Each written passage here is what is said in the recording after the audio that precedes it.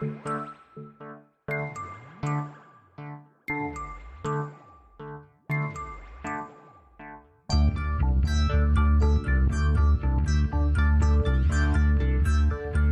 is Continuum Drag, a weekly podcast where we revisit sci-fi, fantasy, and just plain weird shows. This week, Space Rangers, episodes 1 and 2. The year is 2104. Explorers have stretched civilization to the farthest reaches of the galaxy, establishing remote outposts. A few elite men and women have volunteered to go to the frontier, not to rule, but to uphold the law. These are the Space Rangers, part peacekeepers, part Marines. Welcome to Continuum Drag, the podcast from the edge of the unknown. Close enough. At the edge of the known universe. I'm Luke, here with my co-host Jordan. What's real, Jordan? Well, we're starting a new show, hiding from the Banshies and knocking back some Zulus. Oh, right. That was a good name for the drinks in this Yeah, episode. did you love that? That's pretty good. I think of the two episodes we watched, my favorite moment was when they called the drink a Zulu. I don't know why that tickles me so much, but it does. You love a space food or a space drink. I love it. You Zulu, it's great. That's a great name for a drink. You do love it. It's true. Do you think it's like a Zima or something? Yeah, it's exactly. It is a Zima. They just had to, they couldn't call it that. They because couldn't of get copyright. the copyright. Yeah.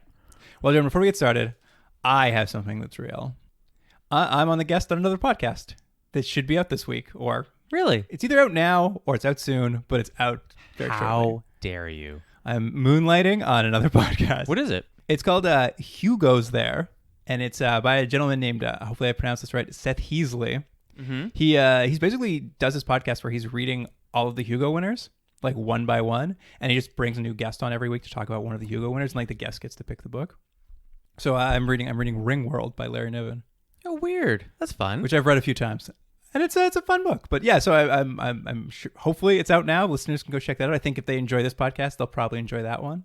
I mean, Seth has another podcast too called Take Me to Your Reader, which is he just reads books that have been turned into like sci-fi books that have been turned into movies, which is very much in line with this podcast. So But we should have him on here as a cross-pollination. well, I think he said if we ever do that what's the guy who did Galactica? What's that guy's name? Oh, The creator. Yeah, I can't remember his He name. did that 80s Buck Rogers show. That's the one he wants He to said do? he's like if you're ever doing that, I'll come on for Buck Rogers. Oh, okay. Well, that's something for the future. Anyway, something for those listeners who can't get enough of my terrible voice to check out. The podcast's much better than ours, though, so maybe check it out. That remains to be seen. But yes, Jordan, as you said, this week a new series, Space Rangers. Here's something I found about Space Rangers. It's almost impossible to find anything about this show, which maybe says a little bit about the show, but also apparently there was a Power Rangers movie called Space Rangers, and also there was a series, I think, of video games also called Space Rangers.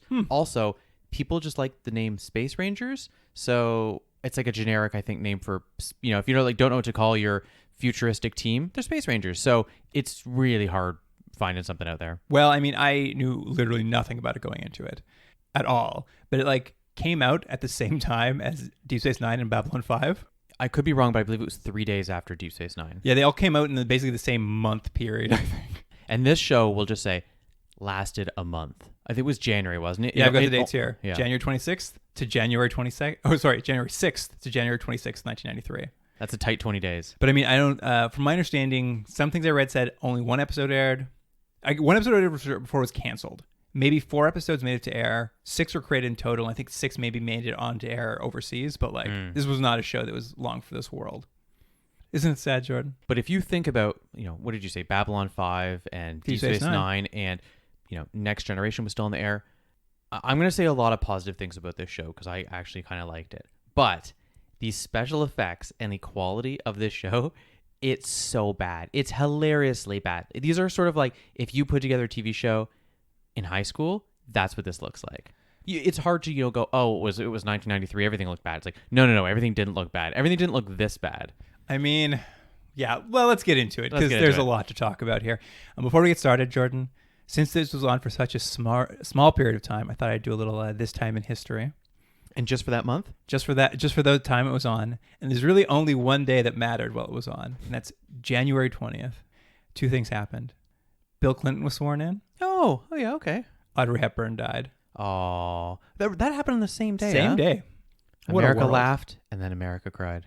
America laughed at the president being sworn in? I don't know. I couldn't think of anything else. America's clown president, Bill Clinton. Yeah, that's right. All right. Well, Nailing Bill Clinton years after he's left the office. yeah, Jordan's sticking it to him. Yeah. All right. Let's, enough fuffing around, Jordan. Let's get into it. IMDb summary for episode 1, Fort Hope. Fort Hope, Avalon, 2,000 years from Earth. The crew of the sling ship 377. Captain Boone, Navigator Jojo, Doc the engineer, the Grakic Xylan, and Daniel the newbie guard the frontier from bureaucracy, Banshee, and good friends gone bad. That's the synopsis? That was courtesy of Jules Taylor. Wow, Jules. I mean, yeah, I guess. I mean, you got all the characters in there. I don't know where the bureaucracy comes in. I don't think they're defending him from bureaucracy. Yeah, I didn't see that either. I But can't even pronounce bureaucracy. I'm gonna count on Jules. Was it? Yes, Jules. Yeah, I'm gonna assume Jules knows what he's talking about, or she's talking about. So the episode starts out. It's the year 2104. Yeah. And we're on the jungle planet of Scarab in the Gemini system. And can I tell you, I have a description of what Scarab is. This is for all the viewers, so they can picture these wonderful graphics. Scarab is a desolate planet where the days are so hot that the sun burns away all surface life in a matter of one day. The planet's vegetation has to grow back overnight and is so aggressive that it will even consume animal tissue in order to survive.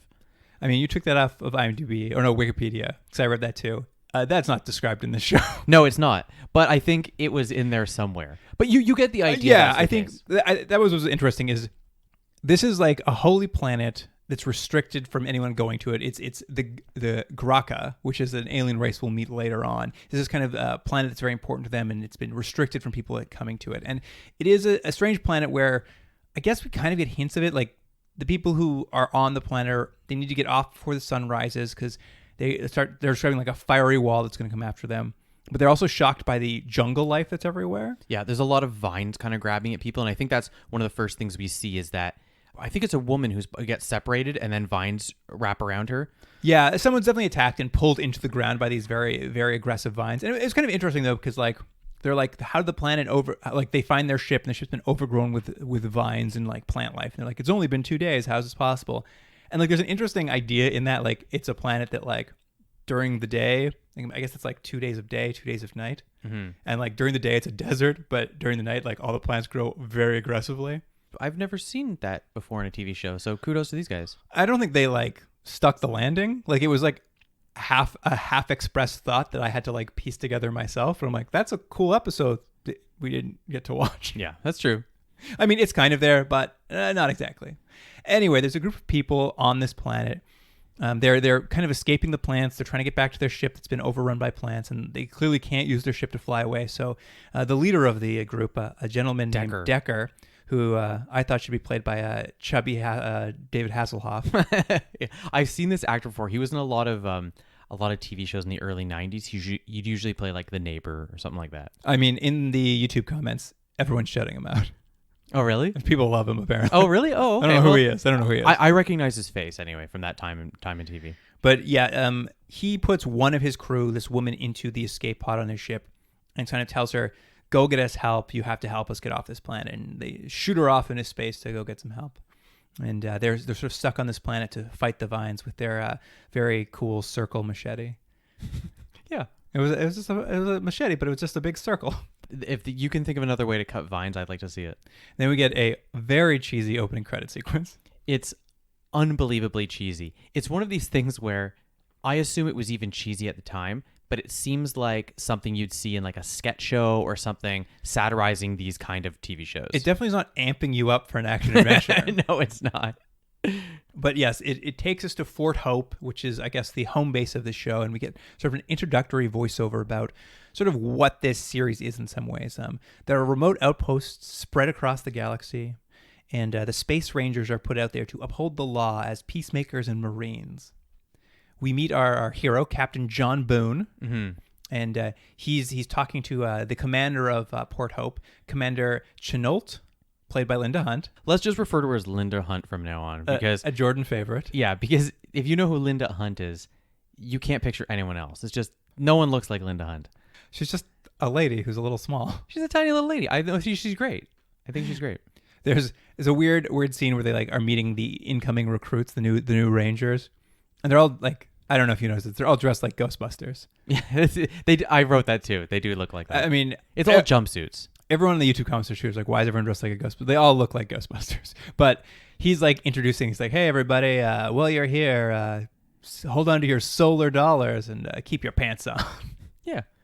But this is sort of introducing us to this lead character because he wanders back. We meet his family. His wife and child live there on Fort Hope with him.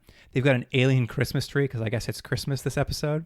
And this was the first instance in this show that I have a feeling they're not going to touch on too much.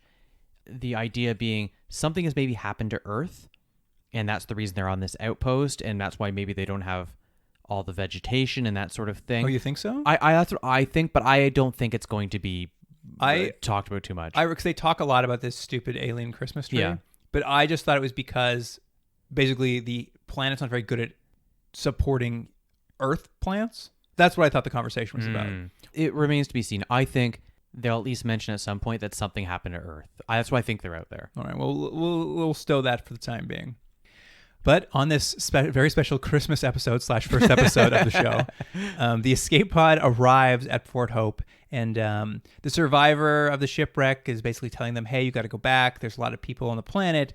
And Scarab, has these day-night cycles. You've got 36 hours to save them. And, of course, we come to learn that Boone is friends with Decker. He's an ex-Ranger himself, and he was discharged from the Rangers for saving Decker during a war of some sort. Mm-hmm. It's very unclear what exactly, but basically Boone owes him because he saved his life. Yeah. So he's got to gather his team now. So we get to meet like all the rest of the cast of the show in this little sequence here. I have to say, I appreciated this. They were just like, here you go. Here's every character you need to know. Boom, let's go off and running. I will say, like, there's something to be said for just like, they just kind of get moving. Like, let's meet every character. Let's get going. First person we meet is Xylan, a Garaka, which is, he plays the classic trope of warlike alien species. He sort of is kind of like a Klingon, I guess.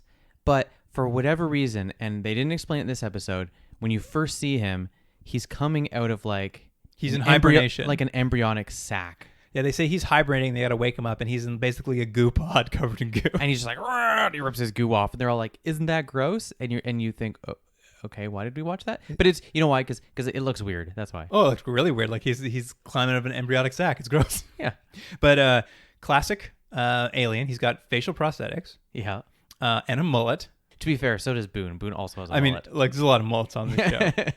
But, like, his race basically is, they were kind of very Klingon-esque, but now they're peaceful. They're like a peaceful race now. We're going to talk about this, I'm sure. This peaceful race, is it due to the little silver thing? Well, let's talk about it. Yeah. Because basically what we'll learn over the course of the episode is they were a race that would enslave and kill people and even fight amongst themselves a lot. You know, all the classic tropes you'd expect from, like, a violent space race.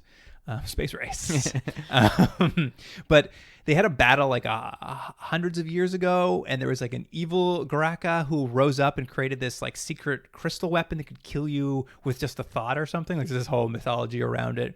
And of course, this is why I'm important to the episode. It's buried somewhere on Scarab, and that's why no one's allowed to go there anymore. But anyway, the Garaka kind of rose up against the evil guy. They defeated him, and they kind of pledged a new way of life where they were going to try to help the universe and fight for peace. So they created this silver necklace they wear, and it's called an oppressor yoke. That's right. Yeah. And what it is this actor, basically what happens is anytime he like kind of wants to get a little like amped up, he like tugs it off his neck. So I guess his natural rage boils up, and then he shoves it back on to like tamp it down again. I wasn't sure. It wasn't clear, and maybe it will be in future episodes, but you also get the sense he has heightened senses and maybe he's more aware of things, but it seems like it works even when he doesn't have. Well, he still has the necklace on. It seems like he still does get that rage jumping up. Maybe, I'm not sure quite how it works, but you're right. He seems to have some sort of psychic-ish powers. Like he can hold his hands and like feel if life forms are nearby. He wears a cool mood ring that tells him something. But all you need to know is when he takes that necklace off, look out. That's right. I mean, that's the idea. Is I think they've put it on him to be like, when that comes off, look out, everybody. Yeah, exactly. But yes, this is sort of his character, and he's going to be the only alien on this crew. which we can get into a little more later, I think is a huge fault of this show. They are going to try to fill this up with all cartoon characters. Yes. Well, next we meet Mimmer. Yeah. He's their scientist, played by Clint Howard. Which is, again, now, they've not only cast Linda Hunt, they've also cast Clint Howard. They're literally going, who are odd-looking people who don't fit your normal sort of casting? And I appreciate that. Yeah, weird-looking people. The casting director is like, they've all picked great faces. Like everyone, I mean, other than maybe like the lead, they're all like interesting to look at. They're all kind of a little more, I think, and we'll get into it more, they're trying to cast them more up as roughnecks or something. They sort of mention in passing that they get hazard pay if they do sort of above and beyond jobs. Yeah. So this is like, think Star Trek Adventures, but the blue collar, rough and ready version. Yeah. Imagine Star Trek Adventures, but without acceptance or liking of other people. Yeah, that's right. How did you like Mimmer's glasses? Great. They're the tiniest little rectangle glasses that there's no way he'd be able to see. They're through. like thinner than his eyes. Yeah, it's one of those things where I like it. It looks like a futuristic thing. There's no way those glasses would be effective. It's true. Mimmer basically is established as a bit of a nerd boy. That's about it. They don't do much with him in this episode. Yeah, I think he's going to be the sort of Q character we've seen in a few shows. Yeah, he creates stuff and hands it over. Yeah, exactly. Like, hey, do you guys need this sludge monster gun? Or he whatever? basically begs to come on this mission. And he's just like, but no dice. Mimmer, you can't come. Yeah. We next meet Jojo the Pilot. When we meet her, she's in this gambling establishment where she's playing some sort of futuristic combative whack-a-mole. Yeah, it's what you get to see is a lot of people, like, it's two people competing and they both seem to be hitting panels really fat, like light panels, and you can't really tell what they're doing, but they gotta get to 99. That's all we know. Yeah, and there's a number flashing to see how, I don't know, well they're tapping, but I like that they've created this game that apparently everyone loves, because there's a crowd Big watching it and they're spectator just like, yes, tap. She's basically sharking the guy she's playing with, because she loses the first game, but of course the next game she's gonna like beat his pants off. And what I liked about that though is like she loses the first game and she's wearing like a robe. She's very mysteriously in a robe, but when she loses the first game and he challenges him to the second one, she drops the robe and she's in like a cat suit. Yeah, and then everyone's like, oh, it's old Jojo. Everyone knows she's great at the game. Can I mention one thing real quick? Of course. Did you recognize her? I did when I looked at the Wikipedia. Yeah, so the IMDb. So she was a character in another show we watched, the Osiris Chronicles. Warlord. Also the Warlord. And Battle for the Galaxy. I think this is a better character for her. At least she gets some dialogue. Yeah, I mean, I think that last show she had no dialogue at all, and she's fine. She's fine in this show. And yeah. I was like looking. Her and Xylan were in a sci-fi movie around that time too, called Nemesis. So, like, I think she has a bit of a niche in these sort of sci-fi shows. Well, she also did Babylon 5 and Andromeda and Star Trek Voyager. And so, like, that's I think a real she's at house. a lot of cons. Yeah. But her character is, what we learn is from one of the other characters, quote, from a planet where ladies ain't ladies. I think it's, yes, that's what they say. I think what they're implying is it's sort of an Amazonian planet. Yeah. Honestly, every joke or comment made about her is about how she's not a woman. It's terrible. Yeah. Like, honestly, I kind of hate this show. Like, they can't comment on her without being like, I know. Without being like, you're not a lady enough. Well, we'll talk about. We're going to introduce another character real quick, and he sort of gets saddled with all the comments. Doc, the engineer of the ship, and we meet him. He's betting on Jojo and winning a lot. He's half robot. Yeah, he is. Yeah, that's what they say, because he's got a robotic hand, robotic leg, robotic ear, robotic voice. And at one point, actually not at one point, a couple of points, he pushes like a thing on his chest. I thought this was great. A little disc comes out, and it just looks like a piece of a heart. Pushing a CD player, and your CD pops out on the tray, and in that tray is like a bisected heart that's beating in a petri dish.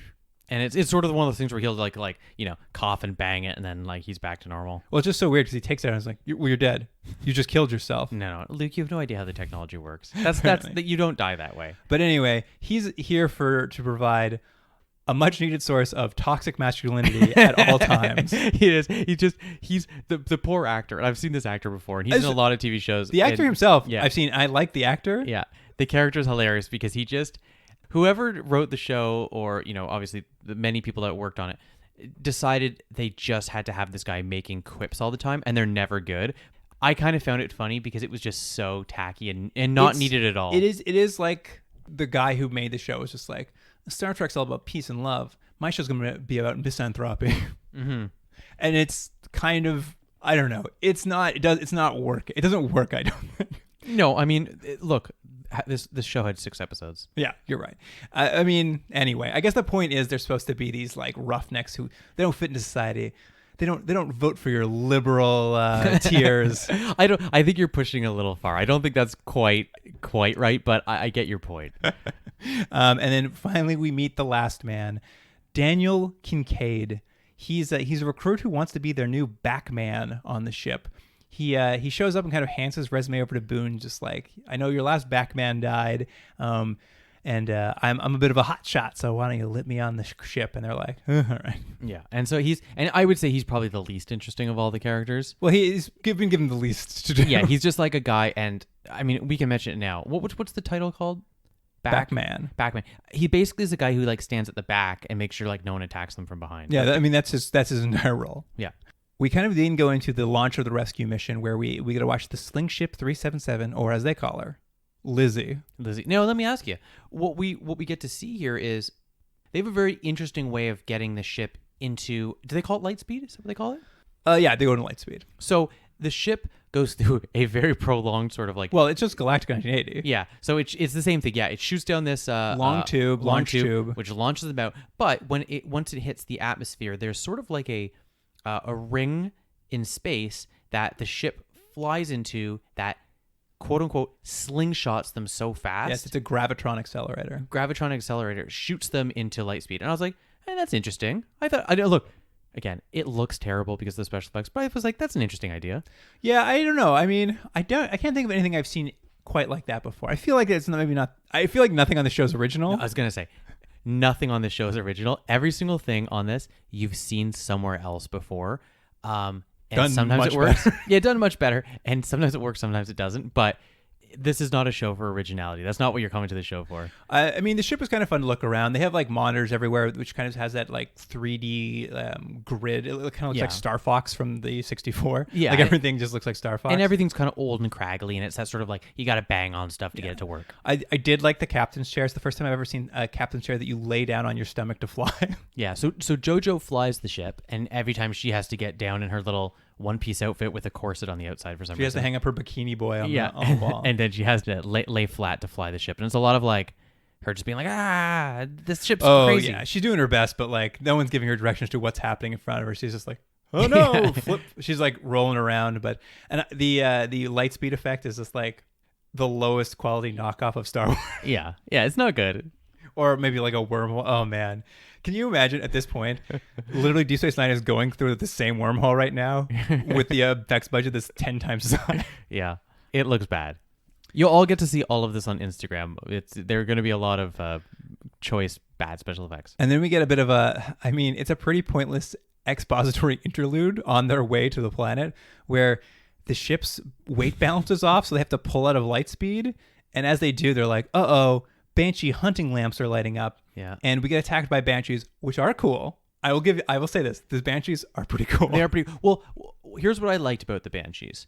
They were aliens in space. They weren't in ships. They were sort of flame gremlins that were sort of attaching to the ship and burning. Now, that's cool. They look as bad as possible. No, they look great. This is the best part of the show is they look like giant insects with giant wings that flap around.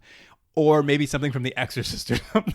It doesn't look good, I don't think, but I enjoyed them. I thought they're definitely the best part of the show, I think, because they're like so weird to look at, and they're like so weird and I wrote they look clunky. like bats on fire. They're wild. Because here's the thing, we'll talk about it a little more. We'll see a bar scene later. We saw it a little bit when they were at the gambling arena. Like they'll give us glimpses of alien life. Like there's these wild things. We at the gambling thing, we see like a big gray-faced alien for 2 seconds. But they don't have any aliens in the regular cast other than Xylon. So we get shots of like single aliens, but it's like they didn't want to spend money on aliens. Like they like built one of each kind. I think that's exactly what it is. And hid them around the... But it's so weird because I'm like, it appears that what you're good at is alien design. My favorite alien so far, there's an alien who I believe is just like kind of a bald looking, very flattened kind of face. and they're working on a computer all the time, but they're using a stick to push the buttons. It's like a glow stick. And by the way, that's for whatever reason is my favorite alien. I just love that was how they were working. I mean, I honestly think whoever was in charge of production design was probably the person who was enjoying their job the most. Right. It wasn't the lighting people, because the lighting on the show was fucking awful. It's so brightly lit. Oh my God. You know what? I'm going to disagree with you on that, because I'm so tired of dark shows that I'm glad I don't care how bad it looks. At least I can see what's happening. I'm so tired of it's of just the not darkness. doing the shows any favors, because it's just exposing how bad everything looks. Yeah. The lighting department failed. Anyway, getting back to the Banshies, what we gotta learn about them is they are this threat across the universe. They're kamikazes. They'll kill 9 of themselves for like one hit, and they have their own physics. Yeah.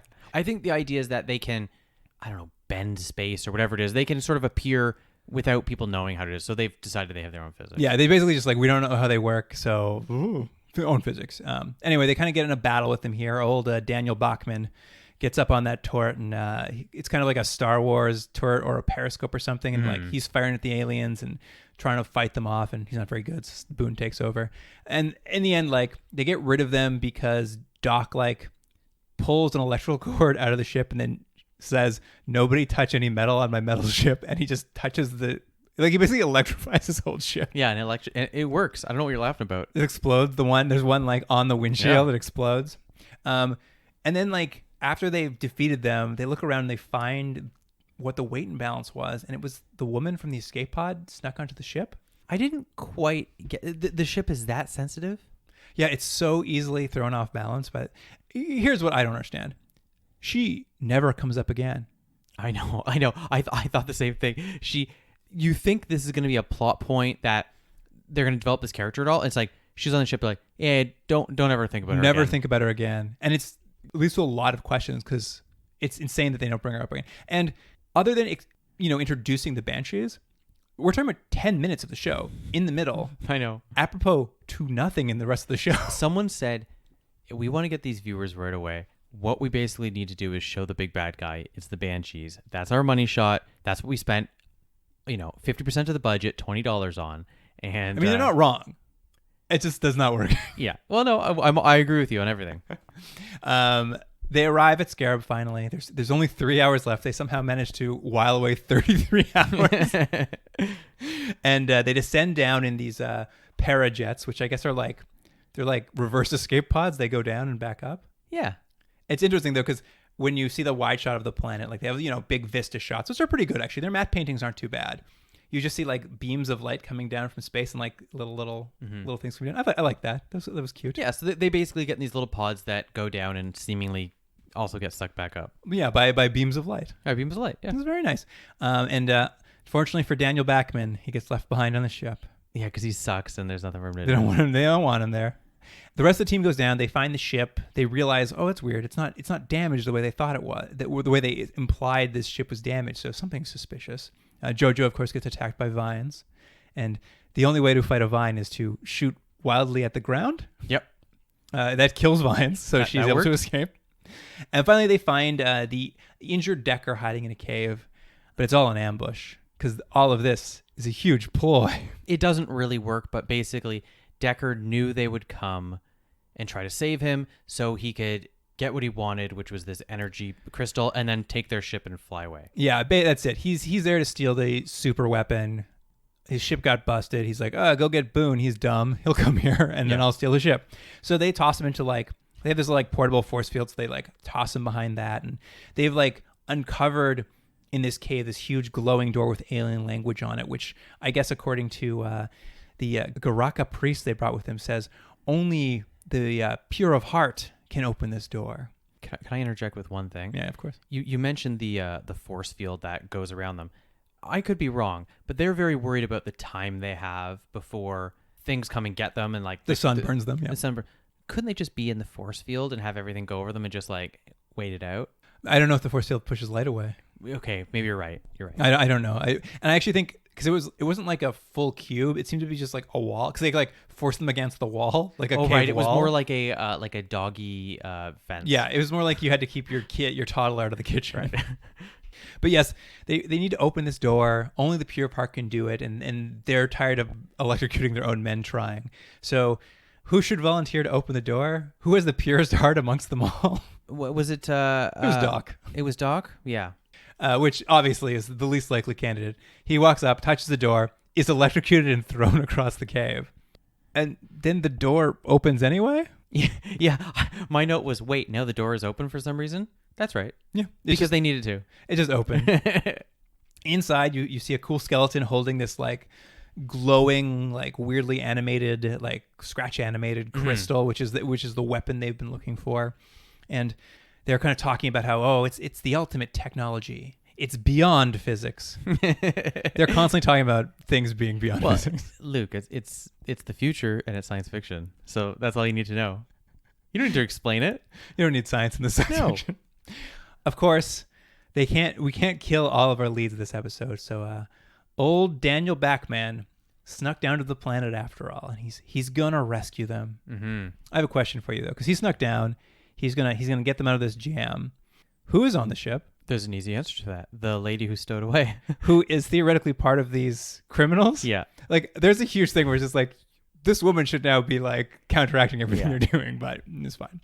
The point is, he saves the day. He saves the day. He takes his gun and he shoots a stalagmite?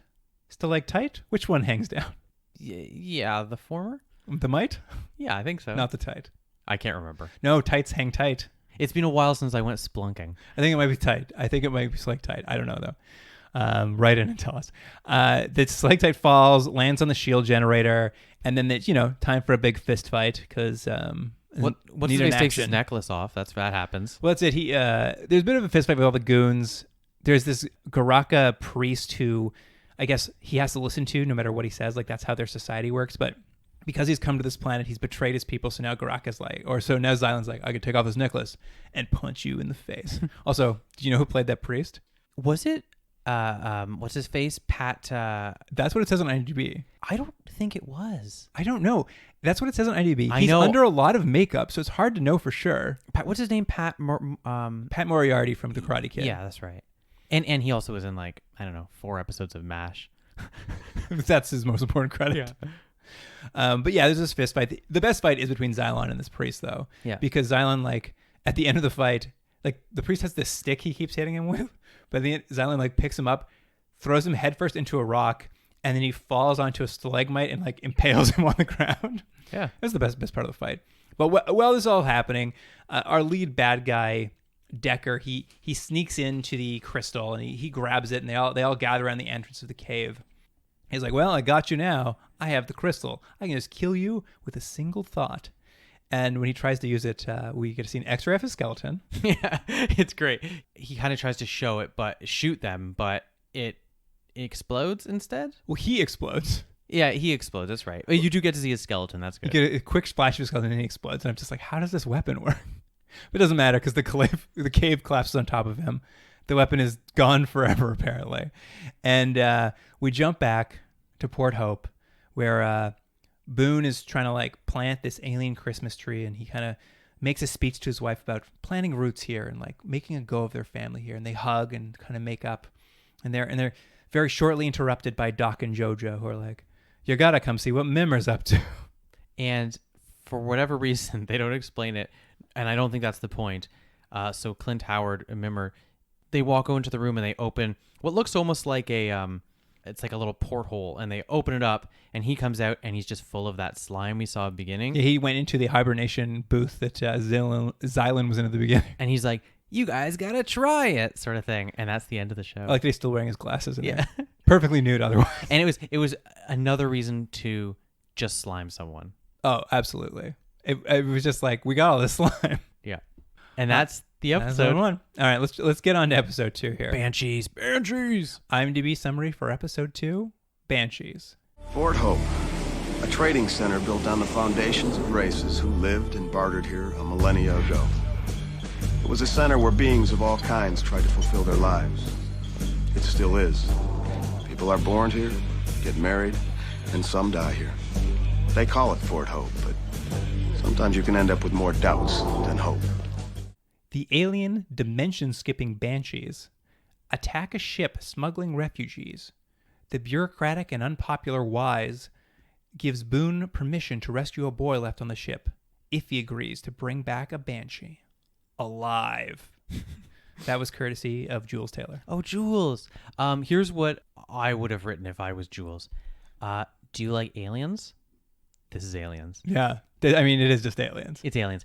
From everything from the plot, not in the entire plot, but the basic plot, to the design. Yeah, the set decoration. Yeah, like this is a lot of climbing through grates with like smoke coming through it and literally an alien chasing you that's trying to murder you. Yeah. It's aliens. I mean, the show is nothing if not borrowed parts from other things. That's exactly what the show is. This show is like watching some sort of weird car that's just an amalgamation of everything, and it doesn't exactly make an attractive car. Yeah, one of them's a monster truck wheel. Yeah, exactly. One of them's just a tiny wheel. And you're like, oh, I've never seen that before. Because apparently what I like to do in the show is spelling bees. Guess how they spell Banshies on this show? Oh, it's not Banshees? No, it's Banshies. Oh, okay. That's wrong. I don't know why. I don't know why they would make that choice. Anyway, the episode opens on the new Mayflower in the Blood Nebula. Oh, the Blood Nebula. It's an old freighter transporting a bunch of illegal refugees for syndicate smugglers. Unfortunately, they're attacked by Banshies. Mm-hmm. We get a big scene where people are evacuating the ship, running from Banshies who are flying around attacking them. And then this very dumb child falls down and hurts his knee. And he starts screaming, "My knee, my knee." And this child is arguably 22, 24 years old. I know. They keep saying kid, child, whatever they refer to him. But you look at him and he's got to be early 20s. He's so old. And he's wearing like, overalls or something, so he looks like a kid. And when he falls down, it's like the most half-hearted fall, and he's just like, and he just is screaming, "My knee, my knee." I'm like, just get up, kid. But he doesn't. The problem is, they all get to what is like their escape pod, and he doesn't get there in time, and they all leave, and they leave him there, and he has to be on that ship with the aliens, the Baileys, Banshies. Banshies. I'm gonna spoil it now. He's also deaf. Yeah, that is spoiling it. You find out much later on that he's deaf. It doesn't affect anything. It's just like that might have helped explain some. Like they treat deaf people like some sort of other disorder on this show. The only reason to mention he's deaf is to add a sort of extra level of conflict for them, like. Because they can't call to him, he doesn't know they're looking for him, but it's not used at all. No, it's a one scene where they're like, hey there, and he runs away, and they're like, oh, I guess he's deaf. Well, and they treat him either like he's very young or very stupid because he doesn't seem to understand things. Like it's as if it was written for a 6-year-old, the part, and then they cast a 22-year-old. But and this will be a tease for later. The best scene in this is because he's deaf. I can't wait to hear what this is. We jump back to Port Hope, and we get another little narration from Boone off the stop, where he gives a little more backstory about the series. He starts talking about how I keep wanting to call it Port Hope, but it's Fort Hope. I think I said Port Hope too. It should be Port Hope because it's a spaceport. Yeah. They're wrong. This show's wrong about everything. They don't know how to spell Banshies. They don't know what to call the planet. But he starts talking about how Fort Hope was built on the foundations of races who traded and bartered there millennia ago. And I have so many, like, with so much backstory that you're not feeling like I'm like, there was an ancient city here of other races that you built your fort. Like, I'm like, I need so much more information. You know what I love though? As a side, I saw all the same things you did. My point was, I don't care. Sure. I'm like, yeah, sure. I don't. But I like that you were just getting stuck on a show that clearly gave no second thoughts to anything they did, and you're trying to figure it out. I just want anything that's better than this show. I'm like, tell me about those. I don't want to hear what Boone's up to. Anyway, Commander Chenault, she has all the escaped refugees from that new Mayflower, and she's grilling them, trying to coerce out of them like the location of the smugglers who are trying to smuggle them to a new life, and she's starting to like using veiled threats on them. She's like, if you don't tell me, I'm gonna bring a Central Command interrogator in here. You're not gonna like them. You might as well. Like, she is a little mean. That's not nice because of her height. She's mean because of her height. You said she's a little mean. Oh, I see. Yeah. Okay, very good. Thanks. Very good. Anyway, Boone, meanwhile, is nearby filling out paperwork on a computer. And what we learn as Commander Chernobyl walks in is between the first episode and this episode, his wife has left him and moved back to Earth. And he hasn't talked to his daughter in months. Well, what they basically did was they had a pilot, and they figured. What's funny is they figured some things to change that weren't working. What was working was everything else in the show. Apparently, what wasn't working was this poor actress who they gave nothing to work with, and all she had to do was plant a Christmas tree. But I love that they retooled things, but none of the stuff that doesn't work in the show. I think it's wonderful. It is very funny because it was one of the things in the first episode. I was just like, oh, that's cool. You're giving your lead like a family. I'm like, I know. That's so out of the box for this kind of show. Usually he has to be like some suave, shitty Han Solo character. First, beginning of the second episode, I'm divorced now and I could fuck. yeah. And they do really try to sell that in this too, that he's he's available. As soon as he leaves this like scene where we learn he's divorced and he hasn't called his 6-year-old daughter in months. He's like, I think she's mad at me. I'm like, yeah. She's now 7. They go to a bar, and at the bar, Jojo immediately hooks him up with a captain named Captain Susie Watson. But I'll give this the character. What's the character? Boone credit. He doesn't jump on it right away. Yeah, he at least is conflicted about. It's true about his. Susie's feelings. like, yeah, remember we went to Annapolis together? Like, we trained there? He's like, no, don't remember you at all. It's like, remember I captured you during the desert planet excursions? No, we don't remember you. That was funny. It was such a weird exchange because what you thought they were going to do was he doesn't remember, but they had this shared history, and he's like, oh, I do remember you, and so you've created this connection that wasn't there before. But they just go, nope, don't remember you. And she's like, what about this? She's like, I stood beside you 5 minutes ago. He's like, nope, don't remember. Well, and it's like, well, okay, why did we have this scene? The entire time is he's like just saying, no, I don't know who you are, even though we have a clear history together. And she's just like working overtime to flirt. Like that actress is like, I have to pretend like I like him. So she's like throwing overtime work into being like, I'm in love with him. I'm in love with him. Yeah. Did you like the alien who was tending bar? I don't know if I caught that. I was too busy looking at the bald, pale woman. It was a white lady with dreads. Okay. She was bald on top, but dreads otherwise. I'm like, that's barely an alien. That's an alien. Looks like an alien to me. This whole flirting session that Jojo set Boone up on here ends very abruptly when the team gets a call to come see Colonel Erich Wise. Yeah, and he looks sort of like a not as talented, not attractive version of Cary Grant. Oh, interesting. I thought it was like. He seemed like a character to me.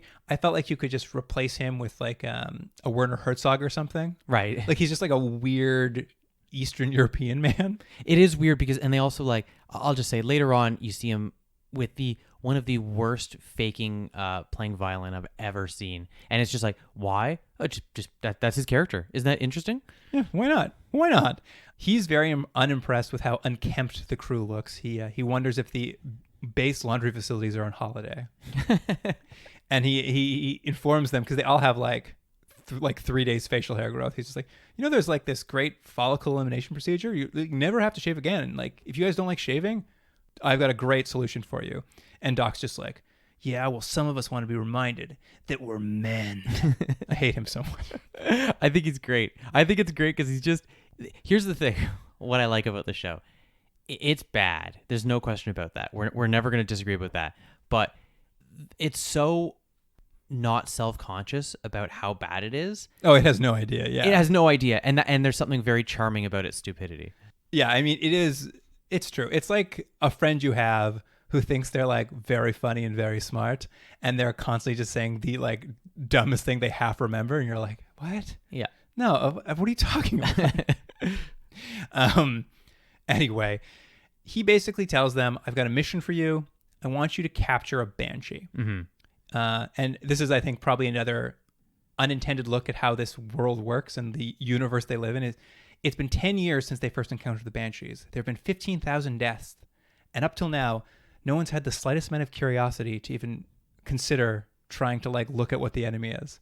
Yeah, I know. I was like, what? No? Really? But I think it speaks to like this is the world they live in. It's like there's a supreme lack of curiosity about anything happening around them. That's actually a good way of saying it. Yeah, this show is not curious. Yeah, it's like Doc. Like it's like if you put Doc in charge of things, he'd be like, I don't know, I don't care.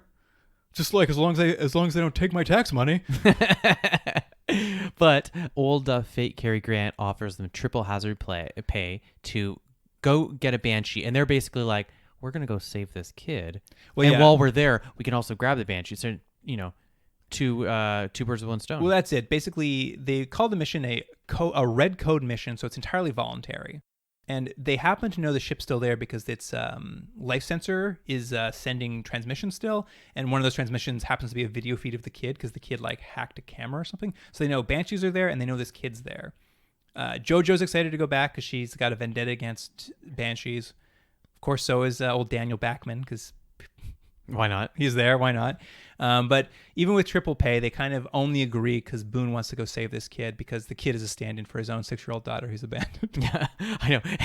And they try to just kind of jam that in, but it doesn't work at all. But I like that they mention at least 3 times. It's like the only reason he's empathetic at all is because he's had a child. If he didn't, he's not going down there. It really did feel like it's just like it was like some sort of screenwriting handbook. It's just like make the stakes personally related. It's just like the kid is like his daughter. Old Commander Wise gives them a new weapon that Central Command's been developing, this experimental XZ-12S, a mobile cryogenics unit. It's a freeze gun. It's a freeze gun. And we catch up with it with Mimmer testing out that gun, and he's testing it on Doc for some reason. Yeah, because hilarity ensues. That's why. Well, it's very funny because they like pointed at him and Doc's just like, why is it always me? And then they like, classic freeze effect. Like they kind of spray that white foam on him and he's just like, But he's not even doing a good job. You can clearly see him moving. I thought it's just, this show has so many scenes like this that I'd like to say they were filler, but I really think the people writing them just were typing it going, this is the best thing ever. Wouldn't it be this hilarious? Gold. So it's like, there's no purpose to any of this. It's just, wouldn't it be funny if we froze someone? Yeah. And what I liked here, what I thought I was going to like here is at this point they test it out, it works, and then Mimmer starts begging Boone if he can come on this mission. He's like, please let me come. And I thought for sure that was going to be the running gag of the show, is that every episode Mimmer was going to beg to come on a mission and they were going to say no. But Boone's immediately just like, yeah, sure, you can come on this one. And I was like, no, Mimmer. Yeah. But it's very funny because Mimmer's like, you're going to need me because he's just like, we don't know what's going to happen when we shoot this cryogenic gun at the Banshees. And here's his exact line.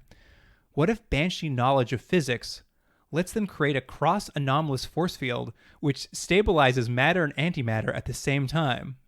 I was like, what does that mean? The science writing on the show is very funny. They're always like using the word physics. I see nothing wrong with it. And something they like to do this episode too is they say it's a cross of something, like a cross anomalous force field. Because later he'll be like, they seem to have some sort of cross barrier ability. Again, no homework was done. No effort was given these sorts of things. But they were just like, forget it. It doesn't matter. That's not the show we're making. And before they leave, they got to go pick up Xylan, who's holding fire in his hands at a Garaka temple overlooking a cliff. Yeah, this I don't know why this was added in, but yes, it's like, oh, we've learned something about him, not at all. Yeah, I mean, what we get to learn now is he gets a fancy knife like a Klingon. Yeah, and that it's an honor for him among his people to kill a Banshee, and that he tells them all, he's like, the Garaka know a secret way to kill the Banshee, and they're like, what is it? He's like, I don't know, we forgot. I'm like, what? What? I was so tickled with all this. What? Oh my God. We'll get back to this later too. We had a launch sequence again to the gravitational ray. They kind of, it's a repeat of the launch sequence before that, where they shoot through the tunnel. They paid that $10 for that effect. Shoot up. They're going to use it every episode. Thing. It make me think though, because I think we've seen this before, like in Galactica, they did that again.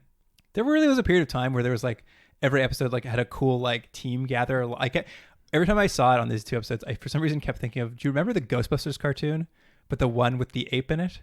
Oh, it's so weird you said that. This very much feels like the what we'll call not real Ghostbusters show. I don't know who owned that, but not the real Ghostbusters as they called it, the cartoon based on the movies, but the other one that was weird people in like contraptions. Yeah, it was like 2 like Catskills comedians and a gorilla. Yeah, which I also watched as a kid because it was on TV. But they had a great like sequence where they like geared up to go into the it's very very similar. That like I'm just like this is I'm like what happened to that? Why don't we do like wild sequences that are repeated every episode anymore? Man, that's what this is. It really is what it is. But the show also feels like that. This feels like a knockoff show of something else you've seen. Yeah, absolutely. I mean, it's funny. It aired on CBS. it feels like it's on like some sub-tier cable station, like something where like $20 was invested.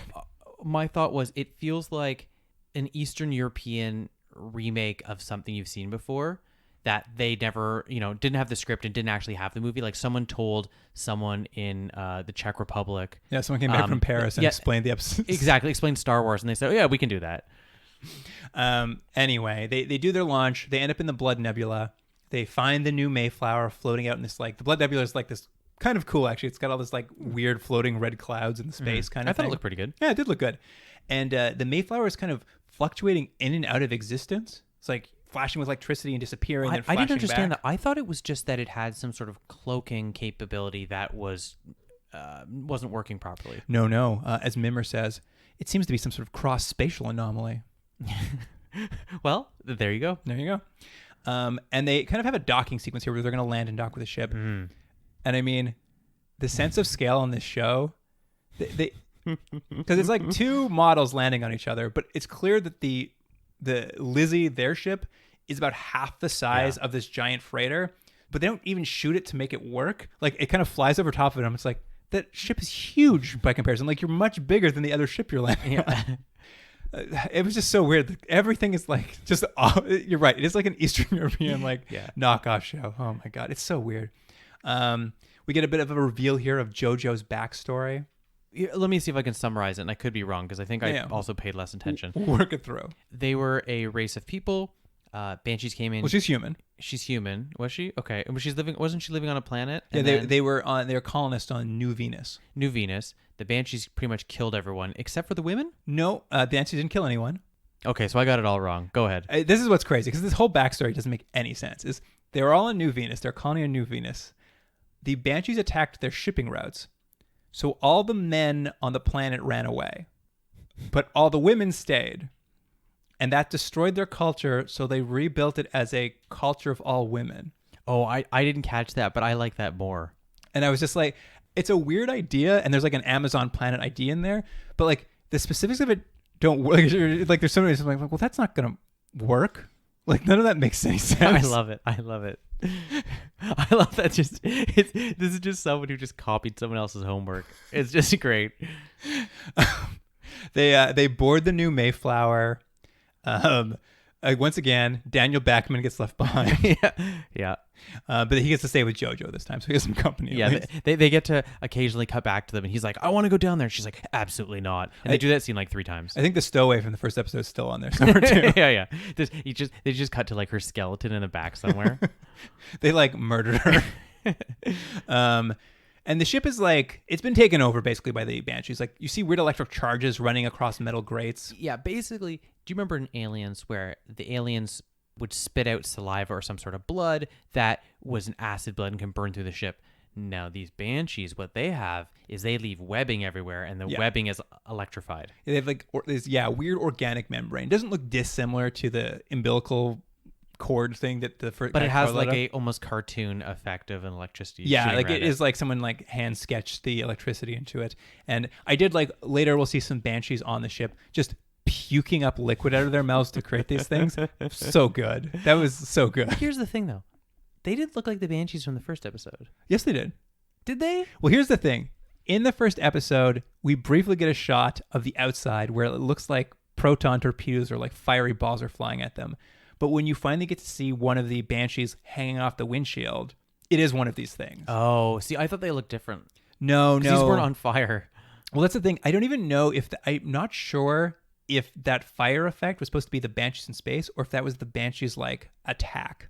Oh. I think that might have been their laser blasts. Oh, okay, sure. Because they don't do that in this episode. There's literally no laser blasts. No, they're puking up webs. And as they're going in, at some point, Doc falls into one of these like webs and gets electrocuted. And this is the point where he ejects his own heart because it stopped, and he just hits it with his fist till it starts beating again, then puts it back in. Yep. So bizarre. Such a bizarre show. But yeah, they want to go find the kid. They don't know he's deaf. They use the PA system to be like, "Hey, kid, meet us at the port." But, obviously you can't hear him. But thankfully, as soon as they walk out of the central command, the kid's just standing in the hallway anyway. Yeah. Like, there's no... It's not a big ship. There's no... Yeah, it's not a big ship. We've seen how small it is compared to theirs. They, like, find him immediately. There's a bit of a Banshee attack where they're, like, running away from him. They, like, close the door, and the Banshee, like, punches a hole through the door and then starts choking out the Doc. And old Xylan cuts his arm off, and there's, like, yellow blood everywhere. Like, the strength of it's just so funny, like, how sloppy it is. Because, like, it punched through a metal door. I'm like, well, she should just be tearing the Doc's head off right now. Nope. No. And also he just takes his knife and cuts his arm off, which is pretty good. But is this where now we get to see them shoot the freeze gun at the Banshee? Well, I mean, we get a little bit of stuff here because this is where they, meet the kid, and like the kid's all freaked out because he's never seen a human before also, apparently. And like Doc is just like, here, let him, I'll relate to this kid because I also have this one ear that's a robot ear. And he's just like, here, check out my cool, he takes out a robot ear and he's just like, check this out. And he just holds the robot ear next to the deaf kid, and the deaf kid can hear something. I'm just like, no, you know what he could hear? How is any of this technology working? Well, do you know what the kid heard? No. He heard his mother. Oh, well, yeah, that's true. When he gets back to the ship, he hears his mother talking. Yeah, that's right. Because his mother's running to see him. Yeah. I'm like, you don't even know what your mother sounds like. You're deaf. Anyway, there's this, how deafness is cured, how deafness works doesn't make any sense. We do get a quick side scene where that wise guy tries to play the violin. Yeah. And I guess we're supposed to learn that he's not such a bad guy, maybe. Yeah, it does. You don't learn anything. Just fill some time in the show. But yes, they're making their way back to their ship to get out of there, and the whole ship starts like disappearing because like Mimmer's telling them the physics are altering outside the ship, and we got to get off the ship before it disappears again. And we kind of see outside the Banshee dimension opens up, and we see this huge membrane, like, and they say like, oh, it's the Banshee hive in the Banshee dimension that we're getting pulled into. Like, I have a lot of questions. I'm not mad about the show at this point. I'm like, all right, tell me more. But we don't get it this episode. Yeah, I had thought it was almost like a planet / ship / how they got from place to place was all in this weird membrane sort of thing, but they don't explain it at all. But you're like, okay, that's kind of something. Yeah, there's something we're starting to see, like they have some sort of dimension they go to and they can pop in and out of or something, and they're sucking the ship into it. That's how they've killed like 15,000 people. That's true. No one's bothered looking into it till today, though. And yes, this is basically where they're retreating to the ship. They are in a corridor of the Mayflower that is in 4 feet of water. Yeah. They're like, jump in the water. I'm like, why is there so much water in this corridor? I don't know. They didn't explain that. And a Banshee jumps down from the roof, and they're like, Mimmer, freeze it. And he shoots it with a cryo thing, and it like does the freeze thing for only but a second. Yeah, it breaks out of the frozenness. Yeah, basically it like holds him for a quarter second. Doesn't work. But that's okay because Xylan rediscovers the secret way that his people found out to kill a Banshee. Yeah, is it just a knife? Yeah, stab it repeatedly. Yeah. Over and over and over again. Yeah. And it's very funny because at this point I'm like, all right, well, you guys did it. You didn't get a live one, but like you literally got the kid. Mm-hmm. And you've got a full Banshee to bring back. Great job. And they walk past its body and get on the ship and leave. And I was like, it was very odd. You guys are worthless. But you're not getting triple pay. No one's getting triple pay. Luke, they don't just leave the Banshee. What do you think they do? Well, they have it later on. Well, no, that's just they have the arm of one of the Yes, Banshees. But that's what I'm saying. They had a full Banshee to take with them that they left behind. Yeah. I thought you were going to say they like did something to the body. I was like, oh, no. Jordan. No. They pooped in his mouth.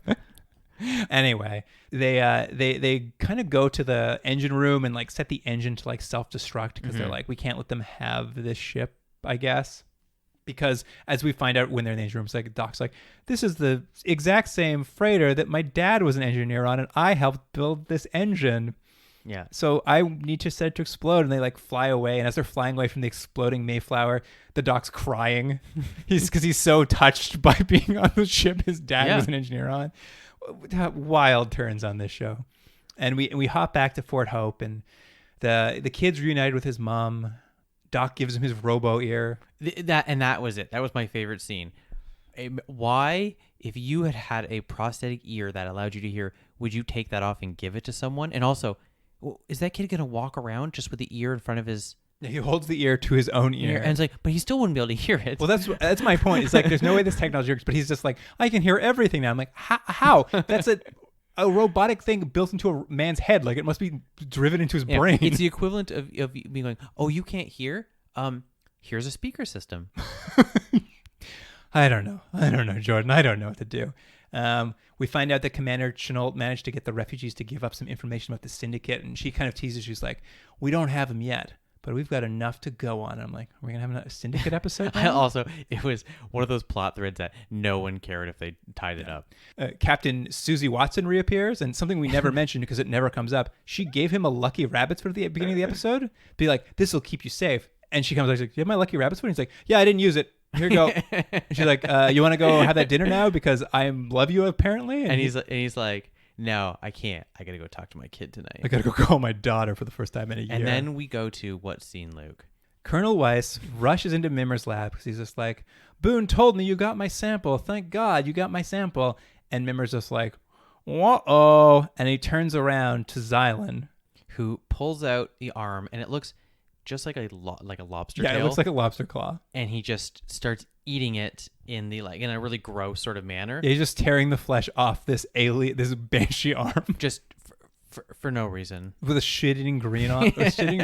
I'm just like, there's no, like, this is it.